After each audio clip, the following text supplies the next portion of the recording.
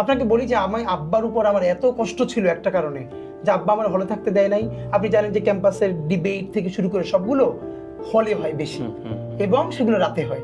তা আমি তো হলে থাকি না। ডিউডিএস প্রথম দিকে কিছু ডিবেট করলাম, খুব ভালো, মানে সবাই অ্যাপ্রিসিয়েট করলো। কিন্তু দেখা গেছে অনেকগুলো বিকেলে প্রোগ্রাম, ক্যাম্পাসের বাস ছেড়ে আসে। তা আব্বা কোনো মতে বলে যে বাইচে থাকা জরুরি, এবং আব্বা মারা যাওয়ার আগে আব্বা বারবার বলতো যে দেশ খুব খারাপ হবে। তখন যখন নিজামী সাহেব, সাইদি সাহেবদেরকে অ্যারেস্ট করা হয় নাই, আমার মনে আছে 2008-এর যে নির্বাচন, তখন আমি বিএনপির পক্ষে বিরাট ভূমিকা রেখে আমার মানে মিছিল দেই। আচ্ছা আচ্ছা।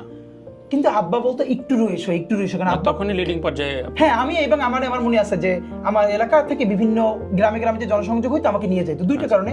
একে আব্বার যে হুজুরের ছেলে এইটি হিসেবে একটা সোসাইটিতে মর্যাদা ছিল, আমি ভালো বলতাম, খুব স্লোগান ধরতাম, নিয়ে যেত সবার সাথে টিম করে করে গ্রামে যাইতাম রাত্রিরে।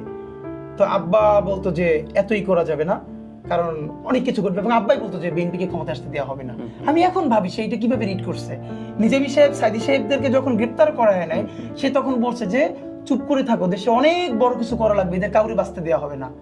আব্বা মারা গেছে 12-তে, এরপরে তো এই শাহবাগ হইছে, তাদেরকে ফাঁসি দেওয়া হইছে, কিন্তু আব্বা আমাদেরকে বলতো যেগুলো ঘটবে, এবং আমি তো প্রচন্ড উত্তেজিত হইতাম। তা আব্বা বলতো যে কিছু মানুষের বাইচে থাকা দরকার। আমার মনে আছে এই কথাটা, মানে আমি বলতাম তাহলে আমি কি হিপোক্রেট হবো, আমি কি মুনাফিক হবো, আমি কি এইটা জানিয়ে এইটা করবো না।